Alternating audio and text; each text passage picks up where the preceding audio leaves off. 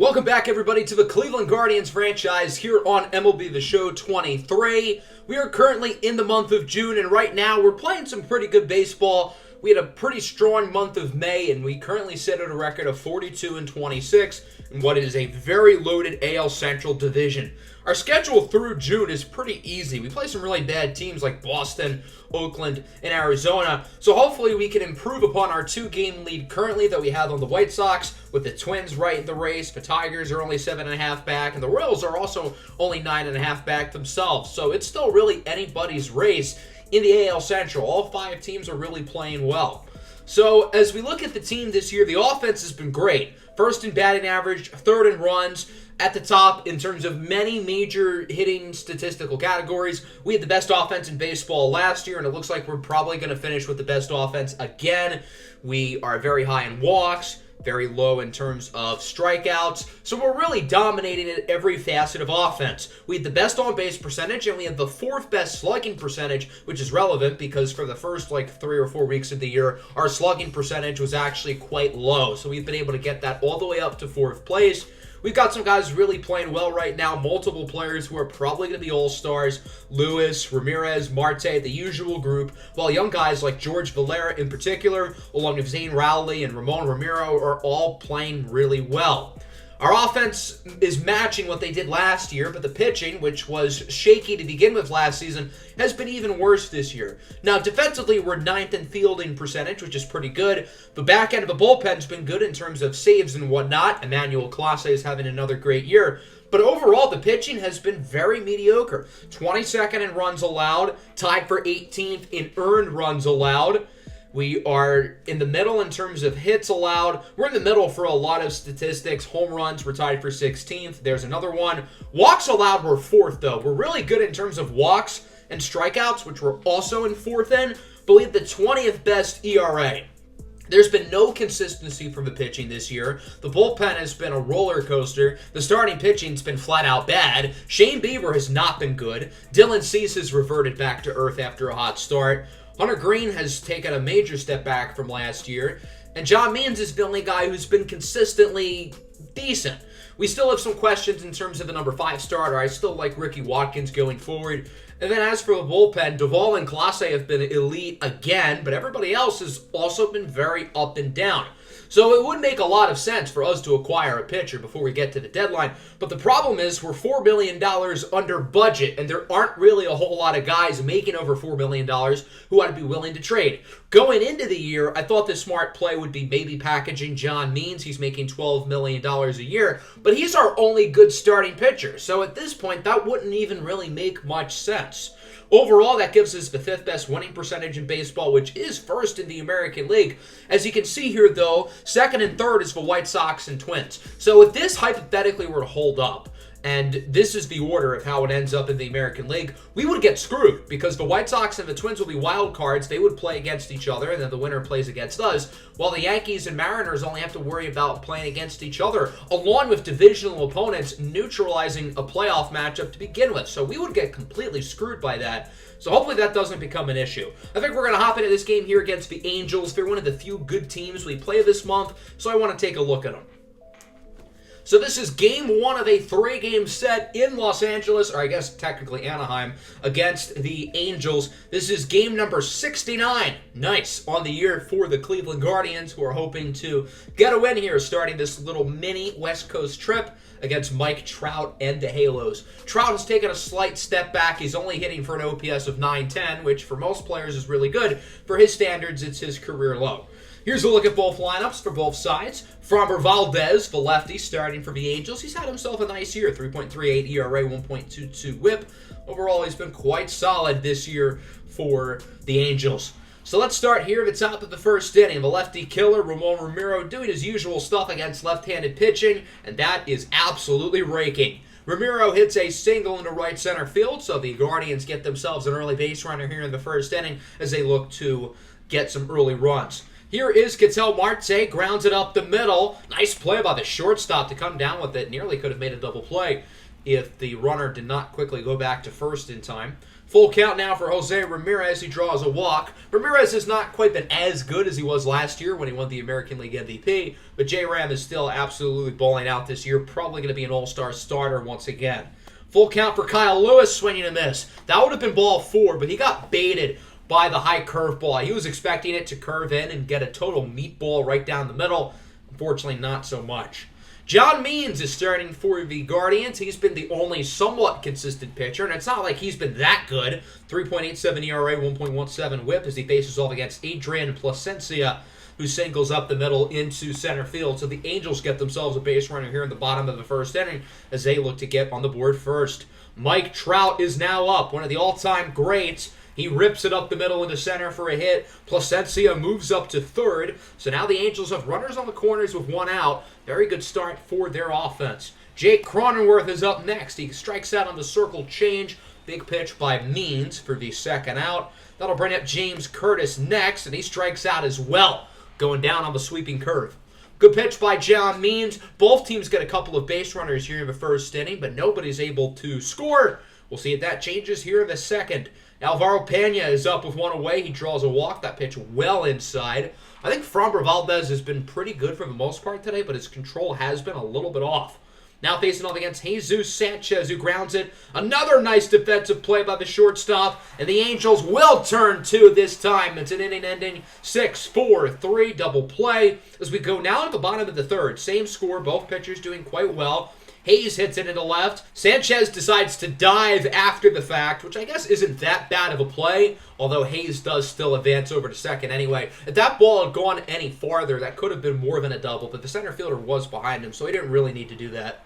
With one away, Adrian Plasencia goes down on the sweeping curve. Good pitch by Means as he looks to get out of the inning. Now going up against Mike Trout, who jams it short, and Ramiro comes down with the catch. Should he have dove for that ball? Absolutely not. He should have let it one hop and throw it to first. But was that an awesome highlight reel play? Yes. Was it completely worth making that risk to try to catch it? Absolutely, considering he came down with it. No score here through 3. Let's move on to the 4th. The Guardians still only have one base hit today. They have gotten a number of walks. There's another one from Jose Ramirez. So Cleveland will start the inning off with an early base runner, as that will bring up George Valera. He skies this one high and deep into right center field. Trout at the track at the wall. It is gone. 2-run homer for George Valera, and the Guardians are on the board first. They lead 2-0. George Valera is having himself one hell of the year. The power is back like he was a rookie. He's competing for the American League batting title. I mean, he's really putting up all-star numbers. Alvaro Pena then singles into left. Now the offense is really starting to get some things going. And that, I guess, would last pretty short as Sanchez grounds into another inning-ending double play. But still a pretty good inning as George Valera puts the Guardians ahead 2-0.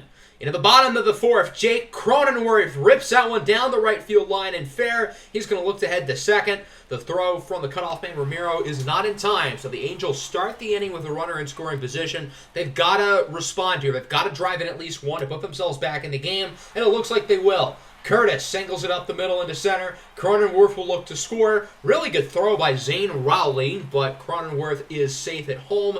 And so the Angels cut the lead in half as it's now 2-1 going into the 5th. Eliezer Alfonso is up for the Guardians. Rips this one nicely into left center field. That one will go for extras as he rounds first, heads over to second for a double. And so the Guardians have themselves a runner in scoring position and a real opportunity to widen the gap of this lead even further. Zane Rowley is up next for Cleveland. He's going to rip this one into right field. That should score the run with no problem as it is stuck in the corner. Rowley will advance to second with a double, and the Guardians make it 3-1. Good at bat from Zane Rowley, who quietly has been really good atop the order, hitting around 300. Framber Valdez will be taken out of the game. He'll be replaced by Brent Suter, who's been quite good this year for the Angels with an ERA in the mid-2s. He'll face off against Ketel Marte, who hits this one nicely into left field. At the track, at the wall, it is caught. Pretty anticlimactic. That one looked like it could have been gone, but it just did not quite have the carry. In the bottom of the 5th, still 3-1, 2 away for Plasencia. Grounds it to third. Pena with a nice backhanded grab. He'll make the throw. John Means is pitching himself a really good game. 5 innings, only 1 run allowed as we move into the 6th. George Valera is up, and he takes this one a long way. A no-doubter for George Valera, his 2nd home run at the ball game, and the Guardians make it 4-1. George Valera continuing his all-star push with his 11th homer of the year. Interestingly enough, Valera has homered off of 2 different lefties today, and he hits left-handed. His power rating against lefties is a little bit higher than his power against righties, and, well, he's showing that off today.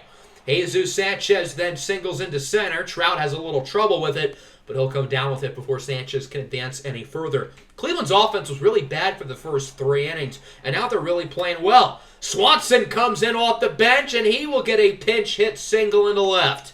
Nice swing by Dansby Swanson as the Guardians look to extend the lead even further with Rowley. He lines it into left. That should score Sanchez. All 3 runners looking to advance as it's an RBI double for Zane Rowley, who drives in his 2nd run of the game, and the Guardians take a 5-1 lead. Big opportunity here for Ramon Romero. 2-1, 2 out, 2-2. Grounder over to third. Looks like the Angels are going to make the play. But again, not a bad inning. Cleveland scores 2 with the no-doubt homer by George Valera, his 2nd of the night, and the RBI double by Zane Rowley. We'll see if the Angels can look to get back into the game as Trout goes down on the slider. Nice pitch by John Means. Means was in the AL West a very short time with the Rangers. As here is Jake Cronenworth. He takes it to the Crone zone out and right for a solo home run, making it 5-2. So the Angels are going to respond a little bit with the solo home run by Jake Cronenworth. And from there, I think we're going to see a pitching change for Cleveland. John Means' leash was very short going into this inning. With allowing the home run, he'll be taken out for Taj Bradley. Bradley's Major League career started this season off not great, but the last month or so, he has been pitching quite well. He'll face off against Wilson Contreras, who strikes out on the curveball. Contreras did not start today, but he subbed in after their original catcher, James Curtis, suffered a minor injury. Trey Mancini's now up, hits it into right, and Valera comes down with it. So Taj Bradley gets through the rest of the inning, no problem. The Angels do cut the lead down to 3, however, going into the 7th. Cody Stashak is now in for the Angels. He's been pretty solid in 36 appearances this year, with an ERA right under 4 at 3.92. He'll face off against Ketel Marte, another player who used to play in the AL West early in his career with the Mariners, as he singles up the middle into center field. So Marte starts the inning aboard as the Guardians look to widen the gap in this lead, try to ice the game pretty much, as Jose Ramirez will come up to the plate now. Count is full, runner on first, no outs, and Ramirez grounds it up the middle. That'll get past the third baseman for a single. 2-1, nobody out. Cleveland's got to be thinking they've got to get at least one, hopefully both of these runners to score. One away for Valera. This one not quite able to get over the fence for another homer. It's caught by Trout in center as Marte looks to head to third, and he is safe. So now there's 2 runners on, 2 runners out, and a huge opportunity for Alvaro Pena, the 20-year-old third baseman. 1-2 pitch here from Stashak. He got him. Pena goes down fishing on the slider. Good work by Cody Stashak as we go into the bottom of the 7th. Zach McKinstry is in for the Angels. He hits this one nicely into left center field, and that one will bounce over the fence for a ground rule double, putting himself in scoring position with nobody out. From there, Bradley's taken out of the game. He'll be replaced by Camilo Duvall. And then he's going to get the Guardians out of this jam. It'll be Duvall, who's at an ERA at 1.64 and a strikeout-to-walk ratio of 60-11. Is that good? I think that's good. Well, now it's 60-12 as Andy Ibanez draws a walk. Noelvi Marte then goes down fishing on the slider. So now there's 2 on and 2 away here. A nice opportunity for the number 2 hitter, Adrian Plasencia. He's going to ground this one up the middle. Should be a tough play. Romero cannot come down with it. Runner's going to look to score, and he is going to be safe despite another nice throw by Zane Rowley. So the RBI single by Adrian Plasencia will make it a 5-3 ball game. Huge opportunity for Trout, who grounds it to first. Jose Ramirez makes the play, tags the base. So the ball gets out of the jam. The Angels do score 1, but they still find themselves down by 2. Paul Fry is now in the game here in the 8th, another left-handed pitcher, as he'll start with Jesus Sanchez. He's had a couple of double plays today, but did get a base hit in his last at-bat, and he'll get another one right here. Sanchez belts it into right. That one should go for extras, as it'll be a double. Jesus Sanchez has been very up and down this year. The average really not where it should be. The power has been a little bit lower as well. That's why he's starting to hit a little bit more often in the bottom of the lineup. That'll bring up Zane Rowley now. He's driven in a couple runs today, looking to add a third, as this one is hit well into center. Trout under it. He'll make the play. Sanchez looking to tag up. Throw from the cutoff man over to third is in time. What a great job at third by Ibanez to quickly apply the tag as well, as it remains a 5-3 ball game going into the bottom of the 8th inning. James Karinchak is now in for Cleveland. He's been a little disappointing this year, but he has performed pretty well in his past couple of outings. First batter for the Angels rips it up the middle and the left. That'll go for a base hit, so already the Angels have themselves an early runner aboard. That's Cronenworth. That'll bring up Trey Mancini now with one away. Cronenworth looking to steal second. Got him! He's out! Luis Campusano behind the dish with a dart. Part-time ball player, full-time sniper. Into the 9th, Mike Myers is now in for the Angels. He's been kind of bad this year with a 7.71 ERA as he'll face off against Jose Ramirez. He's reached base 3 times today with a couple of walks and a base hit. Looking to add another one here, and he would have if not for the shift. But the Angels make the play. That's Cronenworth at second. So the Angels know what they need to do. They've got to score 2 here in the bottom of the 9th. The problem is they're facing off against Emmanuel Clase, who is really, really good. 1.69 ERA. Nice. As he strikes out Ibanez for the second out of the inning. Just got to get one more. It's Hayes. He goes down looking on the fastball. Guardians win it by the final score of 5-3. Overall, a good win. We didn't dominate on offense. The pitching didn't dominate, but they both were good. This was like a B-plus game. We didn't really do really well in one facet, but overall, the team was good. Strong team win. 5 runs, 12 hits. George Valera stole the show with 2 homers and 3 RBIs. Rowley had the other 2. And then the pitching was really solid. John Means pitched pretty well. The bullpen pitched pretty well. Again, nothing great, nothing spectacular, but overall, pretty solid. 3 runs, 9 hits for the Angels. Their pitching, particularly their bullpen, wasn't too bad, but they were unable to, obviously, get the win. So we're going to simulate here at the end of the month. We've got some tough games against the Angels and Orioles, but then we have 3 really easy series. 4 games against Boston, 3 against the A's, 3 against the Diamondbacks. In that 10-game stretch with Boston, Oakland, and Arizona, there's no reason why we can't win 7 or 8 of those games. So before we sim, I do want to make a quick roster move. We're going to call Jay Allen up. He's having a pretty solid year in AAA, and we'll be sending down Tommy Madlock. He hasn't been all that good, so he will be moving into AAA. In the games that we simulated, the team was pretty solid as we're now 51-33. We ended up winning this series against the Angels, losing against the Orioles, split against Boston, beat Oakland 2-3 despite allowing 13 runs in this game with Shane Bieber on the mound as Bieber continues to struggle against a very lackluster Oakland lineup. And then we took 2 of 3 against Arizona.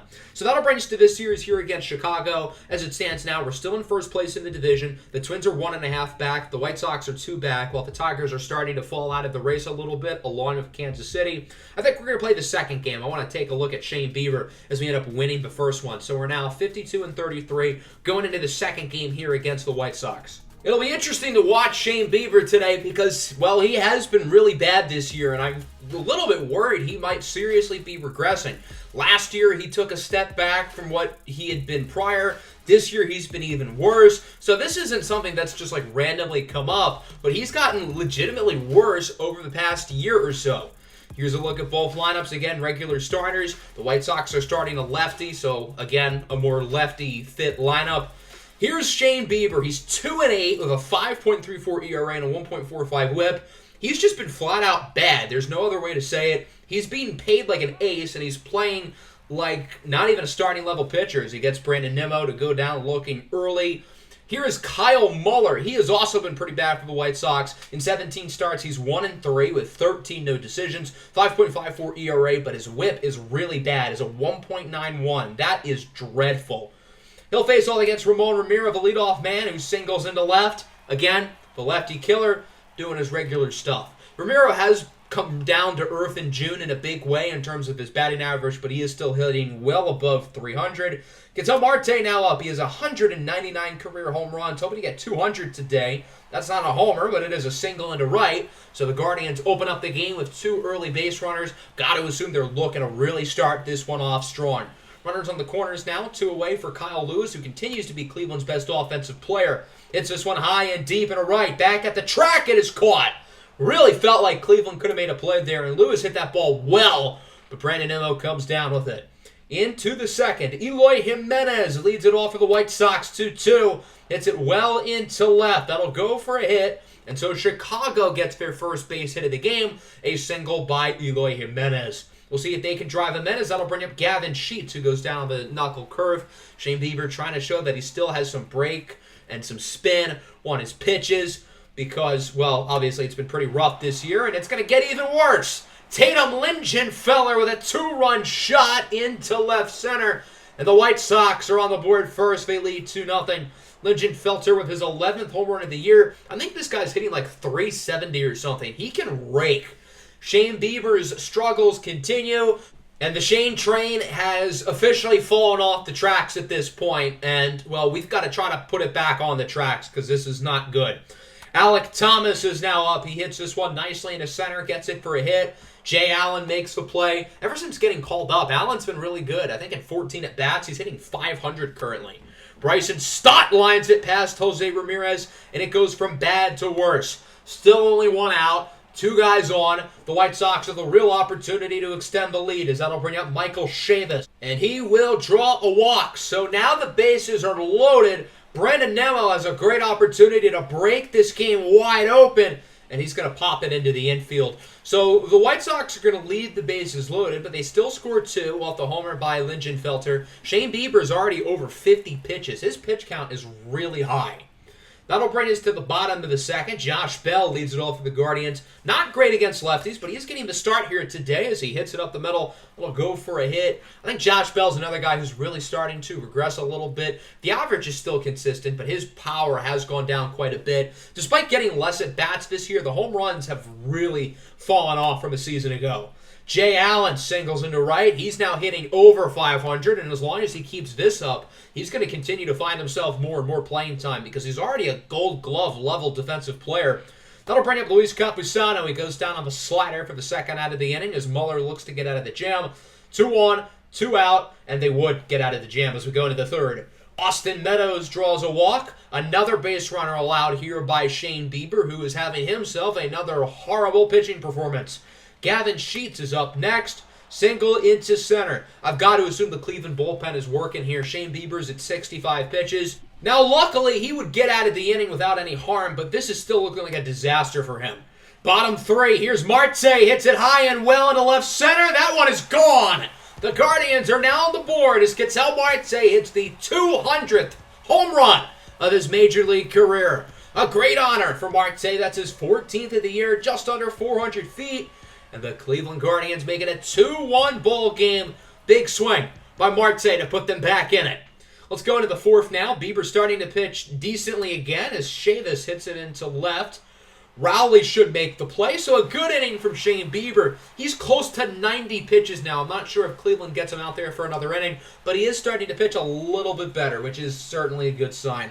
Let's go into the bottom of the fourth now. Zane Rowley leads the inning off. Full count pitch on its way from Muller, and Rowley crushes it into left. A bat flip for Rowley, his 4th home run of the year. Zane Rowley is obviously not a huge power guy, so it's great to see him really connect on a ball and let it fly. His power against lefties has really improved throughout his big league career in terms of adding extra base hits and some homers as well. I really think he can eventually become a 15 to 20 home run per year guy, along with obviously hitting for great average, plenty of doubles and triples, plenty of stolen bases. He's just a perfect guy at the top of the order, especially when he gets really good eventually. Jay Allen with his 2nd hit of the game, continuing his tear since being called up, as he continues to absolutely rake. It's great seeing him hit the ball well as a guy who absolutely could be the long-term center fielder here. That'll bring up Ketel Marte now. He's 2 for 2 today. Going to look to get back on base as Marte hits it high and deep into right center. It's gone. Marte with his 201st big league career home run. 2nd of the day, 15th of the year. And this game has quickly flipped in favor of the Guardians, who now lead 4-2, as that one does go over 400 feet at 4:05. Good work for Marte as the Guardians have scored 4 unanswered. George Valera looking to keep it going. He's had himself another nice month of June as he draws a walk. Kyle Muller really starting to struggle now for the White Sox. He's at over 80 pitches as well, and they'll take him out of the game. Cade McClure will come in to replace him. 4.42 ERA in around 40 innings. Not great, but not bad. Very serviceable as he faces off against Jose Ramirez. Count is full, 2 away, and J-Ram's going to pop this one up. Looks like the White Sox are going to get out of the inning, but not before Cleveland is able to score 3. Led by the homer from Zane Rowley and 2-run shot by Marte, Cleveland now finds themselves in control. As Bieber remains in the game here in the 5th, he gets Nimmo to go down looking. And then after that, we would get some news from the umpires. This game is going into an hour-long rain delay. The rain has been pouring all night long. And, well, with Shane Bieber at 90 pitches already, there's no real reason to keep him in. So his day is done. He'll be replaced by Michael McGreevy. Around half the stadium has filled out. A lot of people did not want to wait for the delay to end. But now we're back. Baseball returns here in Cleveland as Eloy Jimenez singles into right center with 2 away. The White Sox get themselves a base runner here off of McGreevy out of the pen as they look to put themselves back into the game. Gavin Sheets is now up for Chicago. He's going to pop into foul territory. Josh Bell under it. Should be able to make the play with no problem.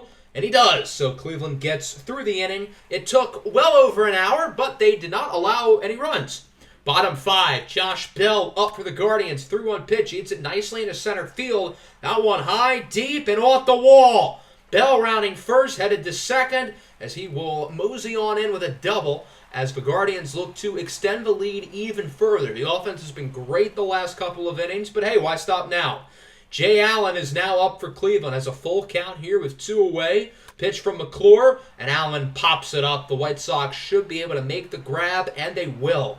No score change here through 5 as it remains 4-2 going into the 6th. We'll see if the White Sox offense can get back into a rhythm. They have not scored since the 2nd inning with the home run by, ironically, Tatum Lingenfeller, who gets it into left.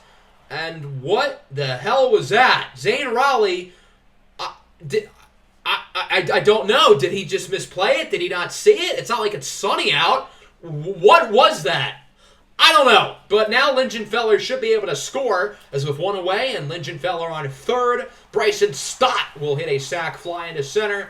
The runner should score despite a couple of pretty good throws, and so the Bryson Stott sacrifice fly will make it 4-3, largely because of the poor defensive play earlier in the inning by Zane Rowley. He did homer today, so I'll give him his flowers. With 2 away and a runner on, Michael Chavis singles into left. McGreevy's now starting to get rocked, and obviously it's not his fault that the 1 run scored, even though it's going to be an earned run against him. It really shouldn't be. Nimmo grounds it to second. Ramiro flips it over to Marte, but not before the White Sox score 1 and bring it within 1 off of the horrible defensive lapse by Zane Rowley. Into the bottom of the 6th, 1 away here for Ramon Ramiro. He grounds it down the third base line and fair for a single. Ramiro thinks about 2, heads back to first, as the Guardians look to really get back this big lead. We'll see if they can get a couple of runs to cross here late in this inning, as that'll bring up Ketel Marte, who draws a walk. Marte has reached base on all 4 at-bats today. A couple of homers, a single, and now a walk. That'll bring up Jose Ramirez, who hits this one nicely into right. That one goes off the wall, run scores, RBI double for Jose Ramirez, and it is now a 5-3 ball game. They still got 2 runners in scoring position here. A big opportunity for Kyle Lewis. He draws a walk, and now the bases are loaded.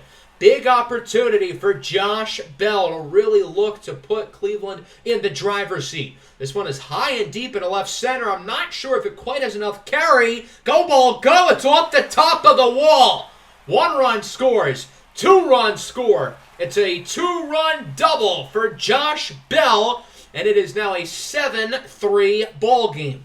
Adrian Hauser now in for Chicago. He is an ERA at 4.20. Blaze it. As Zane Rowley grounds it over to second. The White Sox make the play, but not before Cleveland scores 3. An RBI double by Jose Ramirez and a 2-run double by Josh Bell finds Cleveland ahead by 4 with just 3 to go. Austin Meadows is up for Chicago. Hits this one well into right. If it's fair, it's gone, and it is just barely fair into the second deck for a solo home run, making it 7-4. McGreevy's taken out of the game. He'll be replaced by Alex Vesia, the lefty, who's been pretty mediocre this year. He will walk Gavin Sheets. Sheets rakes against righties, but is really bad against lefties, so you can't really afford letting him on there. Lingenfelter singles into right. 2 runners aboard here and 1 away as the White Sox really look to make a dent into this scoreboard. That'll bring up Alek Thomas, another lefty. He hits this one into the gap. At least 1 is going to score, maybe 2. Rowley tried to dive to stop the ball from going any further. Doesn't really work out, as that'll be a 2-run triple for the White Sox by Alek Thomas. It's now 7-6, and there's a runner 90 feet away from home. So Cleveland scores 3 in the 6th. The White Sox add 3 in the 7th, and they might not be done. Camilo Duvall now has to come in as Vesia does not record a single out. Not good. Bryson Stott grounds it to first. Bell will flip it over to Duvall, but the White Sox score and tie it. Cleveland thought they had this one good, but, well, not so fast. That'll bring up Andrew Kanizer, and he strikes out to end the inning, so Camilo Duvall does his job, but not before the Guardians allow 4. This game tied up at 7. Both teams with 12 hits as well, really playing well offensively. Jay Allen leads leading off here for Cleveland. 3-1 pitch. And Allen hits this one well into right for his 3rd base hit of the day. Jay Allen continuing to swing the stick really well as he finds himself on first. And Cleveland has a speedster aboard with nobody out. Full count now for Ramon Ramiro, the 3-2. Swinging a miss on the sinker. Good pitch by Hauser for the 2nd out of the inning. We'll see if Ketel Marte can drive in Allen. Marte has reached base on all 4 at-bats today, and he's going to get on again. Marte draws a walk. He has now reached successfully 5 times in this game, as that will bring up George Valera. 2 on, 2 out. Valera's been pretty bad today as he grounds it over to second. The White Sox make the play. Cleveland had a couple guys on in that inning, but were not able to do anything with them. And so this one is still tied at 7 with 2 innings to go. We've got ourselves a ball game, folks. Duvall still in the game here in the 8th inning. That might prove to be a mistake as the White Sox start this inning off with an extra base hit, as that will be a double with nobody out. Big swing there by Michael Chavis. We'll see if Chicago can drive him in. 2 away for Jimenez. Ground out to short. Marte makes the play. No run score. Coming Camilo Duvall masterclass as this game is still tied at 7. Going into the bottom of the 8th inning. We'll see if Cleveland can look to make a late rally and win this game. So Nick Whitgren will now pitch for Chicago. He's been really good this year, 2.57 ERA in 35 innings of work as he faces off against Kyle Lewis. No hits today. He has drawn a couple of walks. There's another one. Good eye for Lewis. Cleveland's had great plate discipline throughout this game as they've got a runner aboard here with 1 away. That'll bring up Josh Bell, who has 3 hits, multiple runs batted in today. Here's a 4th hit. Josh Bell is having himself a night. 2 on, 1 out. Cleveland's got to score here as Bell will be replaced by pinch runner Alvaro Pena. Now there's 2 on, 2 away for Jay Allen on a 2-2 pitch. Hits it well into right. Should be caught, however, and it will. So Cleveland does not score anybody there in the 8th. The Guardians have left a lot of base runners these last couple of innings, and that could cost them as we are still tied at 7 going into the 9th. James Karinchak is now in for Cleveland. Again, he started the year off slow, but is continuing to pitch better and better as with nobody out, Gavin Sheets starts the inning. That one will go for extra bases. Valera cannot make the play. Allen trots over to it, but that'll be a double to start the 9th by Gavin Sheets. We'll see if Chicago can drive him in. Lingenfelter flies it into right. Valera under it. He'll make the play. Runner going to look to tag up to 3rd, and he is safe. Ramiro with a really bad throw. Luckily, Karinchak was behind the 3rd baseman, or else they could have scored. Alek Thomas strikes out with 1 away. That's a huge at-bat there for Cleveland, and because of that, the White Sox are going to need a base hit to drive in this runner most likely, and it doesn't look like that's going to happen. Fly out into center. Jay Allen will make the play. So the motive is clear for Cleveland. If they score in this 9th inning, they win. If not, we'll be headed to extras. We'll see if they can do it. They have not scored since the 6th, and they've left a lot of runners on base these last couple of innings. As Scott Barlow comes in for the White Sox, he's pitched in under 4 innings this year. He's allowed a few runs up to this point as he faces off against Jesus Sanchez to start the inning. Sanchez coming in off the bench. He strikes out on the slider for the first out of the frame. Good pitch there by Barlow. 2 away now for Marte. He has reached base in all 5 at-bats today. Another one would be nice. Marte skies it in the left. I don't think it's going to happen as it is caught. This game is headed to extras through 9. We do not have a winner as it's tied at 7. So going into the 10th, Cleveland's going to bring Emmanuel Clase into the game. I know it's not a safe situation, but the Guardians want to win this game now. They think Clase can get him out of the inning without allowing a run as he strikes out a couple of batters. There's Nimmo on the inside pitch to end the inning. So Emmanuel Clase does his job. Nobody scores. All Cleveland's got to do is presumably get a base hit, and they should be able to win the game.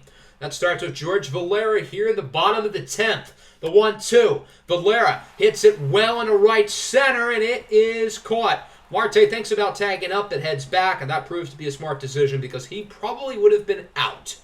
But nonetheless, Cleveland still has to make a play here, or else we could be headed to an 11th inning.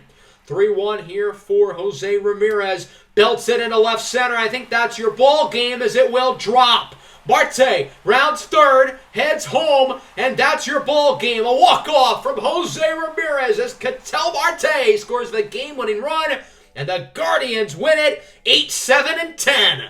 This was a really thrilling game going into extra innings, but the Guardians ultimately pull out, down the stretch. Both teams hit the ball really well. 7 runs, 14 hits for the White Sox, 8 runs, 15 hits for us. Both pitching staffs were really inconsistent today. In terms of our top performers, Ketel Marte was great. He reached base 5 times. He scored the game when he won. J-Ram was really good. Rowley was really good. Bell was really good. Shane Bieber wasn't horrible. I guess it was one of his better starts, all things considered. McGreevy and Vesia were both kind of bad, but the rest of the bullpen, specifically Clase, was great in this game. We're going to send the last game against Chicago. We lose, so unfortunately, no sweep. But we do find ourselves 19 games ahead of 500 here going into July. That's where we're going to pick up in the next episode. Hope you guys enjoyed this one. Make sure to leave a like and subscribe to the channel if you are new. Peace out.